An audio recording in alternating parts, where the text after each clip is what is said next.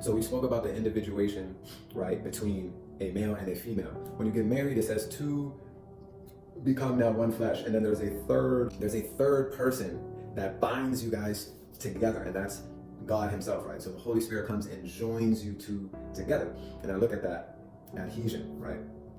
So it's a very beautiful thing, and that's the imagery and the mystery of the Trinity, and then also to the mystery of marriage too, or the secret of marriage. And I'll get into a whole nother video breaking that down as well, but let's keep it going. So another root word or another meaning, Greek meaning for identity is hypostasis. So the root word hypo means under, and then stasis means standing. So in essence, what are you standing under? What are you standing under? Whatever you are under has authority over you. Kids are kids relationally because they are under the authority of their parents. They stand under their parents. So in that relationship, or in that dynamic, right, in that relationship, they are children.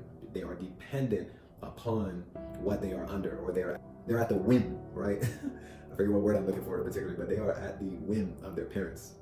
But like I said, hypo, under, stasis, standing. So that which stands under, substance, underlying reality. So this is later used for personhood. And it's also a part of, especially with Trinitarian theology. So this moves identity slightly deeper, not just traits, but what sustains existence. Still, it remains substance focused, not necessarily relational at its core.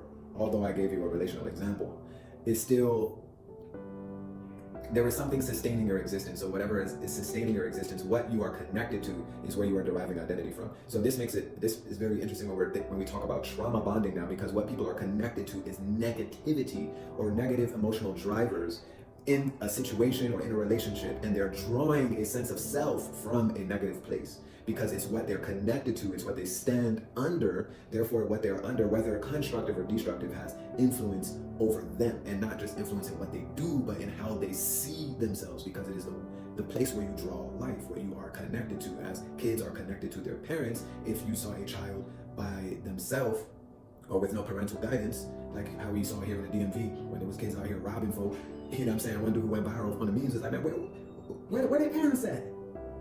You know what I'm saying? So it's like, we know instinctively, like, yo, children should not be by themselves or unattended out in the world. You know what I'm saying? So let's get into the Hebrew definition. The root word is Shem, which means name. And I'm a big, like, names guy. Like, I'm always trying to figure out what your name means, because therein lies is the description of your identity. I love the way Nigerian people name their kids. It's always God this, God's my help, God has been merciful, God is merciful, all these beautiful things. This is the closest Hebrew equivalent when we're talking about identity from a Hebrew lens, or under a Hebrew context.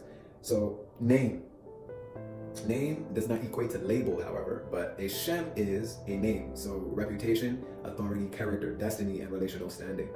This is why some people will say, I'm a son, because you are a son to who, right? So your identity is being derived from who you're a son of. This is the reason why when people are sons of great men, right? Like if you're Bronny and your dad's LeBron James, you're lit. You're a lit son. Where you draw identity from is an abundant wellspring of value because of who your dad is. Same thing if your dad is Denzel Washington. You are a son of Denzel, so be like, oh, you lucky you got it made. Why? Because we know as far as their identity is concerned and their life, because of them just being sons relationally to great men, great fathers, their life is already stamped, which isn't 100% guaranteed, but it puts their odds way up there for sure. You know what I'm saying? Because we got other sons from, you know what I'm saying, like a 50 Cent's kid, right? And no shade, but it's like, you know how that relationship is. So that relationship is poor. However, Pop Smoke, by relationship, even though he's not a direct son of 50, people look at him as like the unofficial, legitimate son of 50 Cent.